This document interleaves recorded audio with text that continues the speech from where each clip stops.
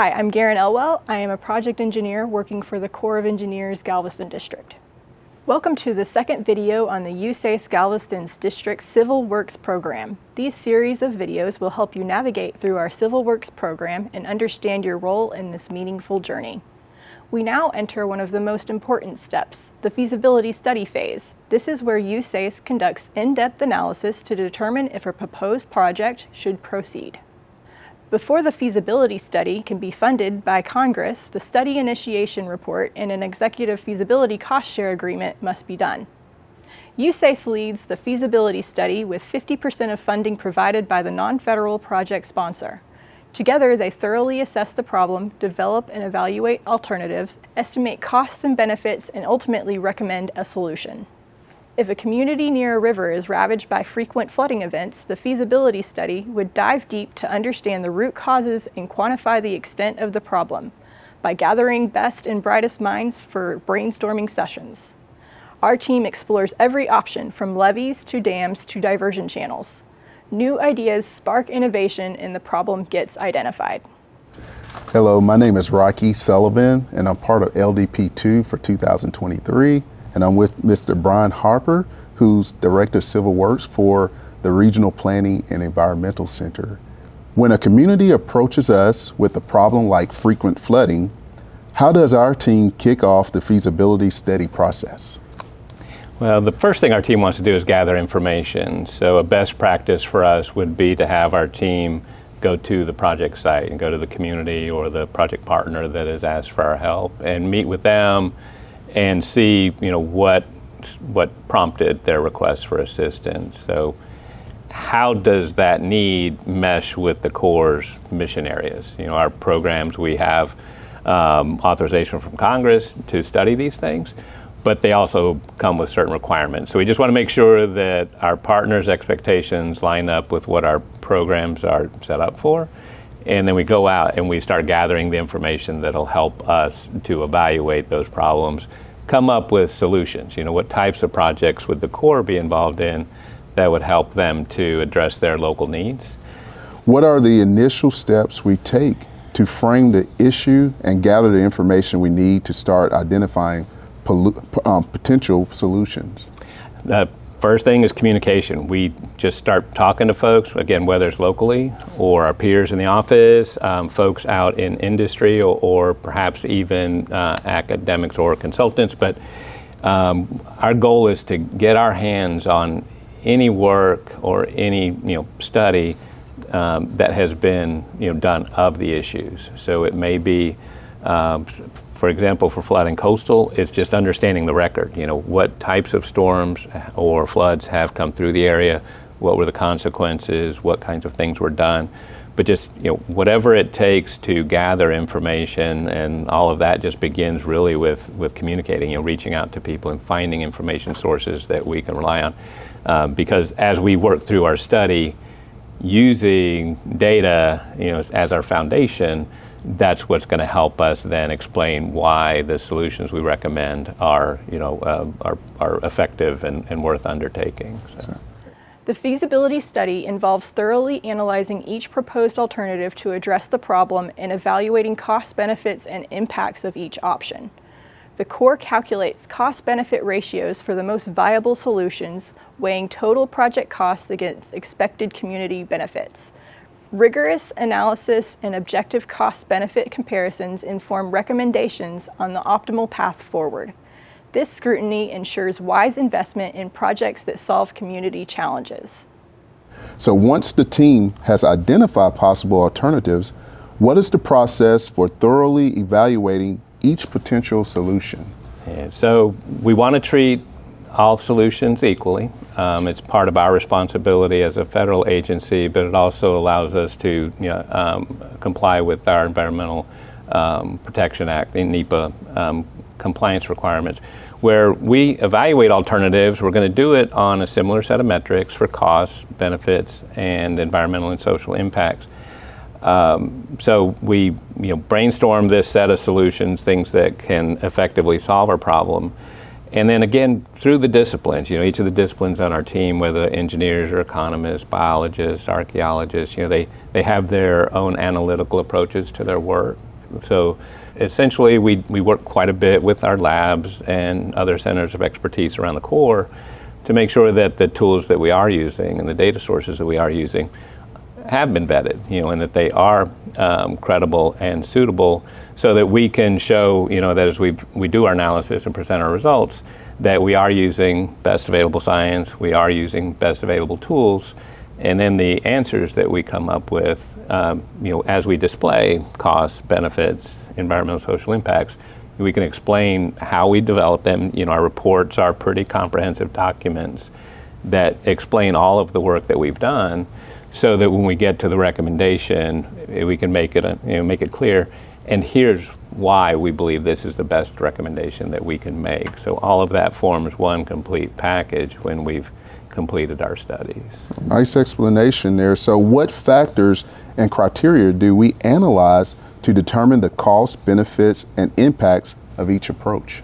So each mission area is going to have its own kind of benefit drivers. So benefits become the key. So a problem is generally viewed as a negative. So our benefits are, hey, how can we make that situation better? So if it's navigation, flood or coastal storm risk, or environmental habitat, ecosystem restoration, each of those has its own types of benefits, the positive effects that we can create. So our evaluations, our team identifies the data that will help us show, hey, what are the positive effects of the things that we can go and implement here to effectively address this problem. But our goal is to create relatively simple displays when we're done. Just say, here are 5 projects or 5 actions we could take, and here's what they cost, here's what the impacts are, and then here are the categories of benefit. Economics is a key in that, but we also consider public health and safety, making sure that we don't have life safety risks, especially in our flood and coastal realm. And then the environmental benefits for our ecosystem restoration. Are we restoring habitat for significant species out in our environment? So. With that being the case, how do we ensure the analysis is rigorous and objective so we end up with an optimal recommendation? Yeah, so again, early in our process, we start by using credible sources and tools that have been validated. We do our work, and then as part of the process, we also have peer review. Internal to the Corps, we have folks, subject matter experts in this same type of work. They will do technical reviews of our team's work. In larger project situations, we'll also have independent external peer review. So panels of subject matter experts outside the Corps will review our work, and they'll provide a report that actually is for the Chief of Engineers, not just for our team.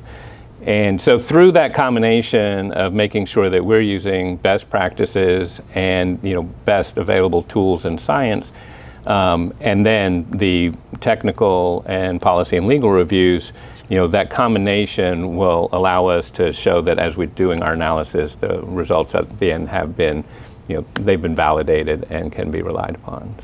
The feasibility study determines if there is sufficient federal interest to justify investing in the project, based on an analysis of benefits versus cost. The expected benefits like flood reduction and ecosystem restoration are quantified. These benefits are weighed against projected costs, including construction, operations, and maintenance. If the benefit-cost ratio is favorable, this establishes federal interest and justification to proceed. If the ratio is unfavorable, alternative solutions may be recommended. The findings guide the path forward by indicating whether the benefits outweigh costs enough to warrant further pursuit. Can you walk us through how the feasibility study shapes the criteria, critical finding on whether there is sufficient federal interest in a project? Yeah, so again, these are mission areas that the Congress has assigned to us. At the same time, the administration and the Corps of Engineers, we have oversight from the Assistant Secretary of the Army for Civil Works, and also the Office of Management and Budget. And those two offices, part of that oversight is they also, they establish criteria for Corps projects to eventually find their way into the President's budget. So in our work, we're looking forward to, okay, that's our objective, is to end up in the president's budget so that we can receive funding for design and construction.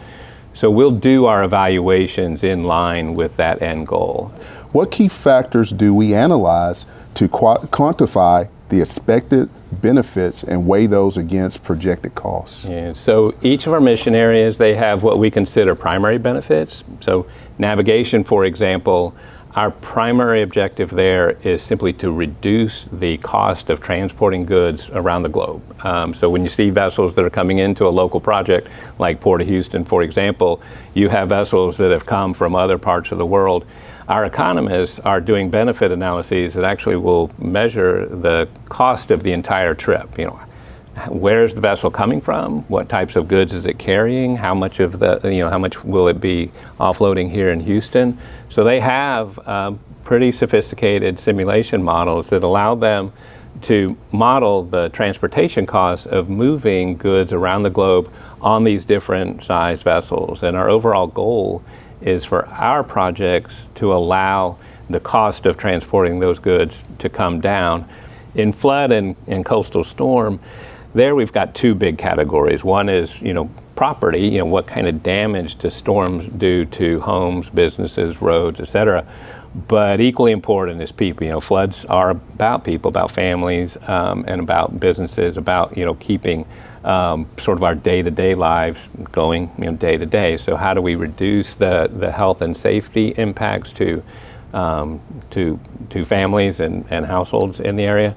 And then also, how do we reduce impacts to businesses that are operating in the area, so that we can keep to sort of keep the day-to-day activity occurring. So we'll measure economic benefits, social benefits, as well as some local economic benefits in those categories. And then our other mission area, ecosystem restoration, it's all about the environment and habitat. So in that group of projects and studies, we'll be measuring our benefits in environmental terms.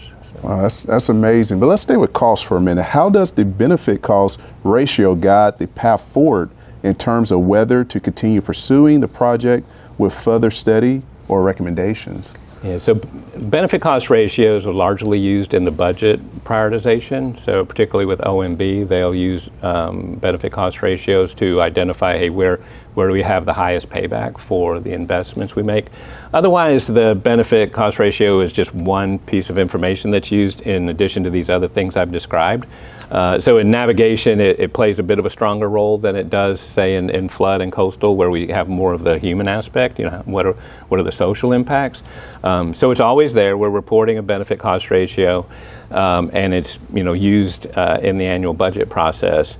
But it is one metric amongst several that will help determine how individual projects meet the federal interest criteria, and then how they compare to other projects that we can invest in, that OMB can invest in. So they'll use it to establish kind of a rank priority across the whole Corps' portfolio.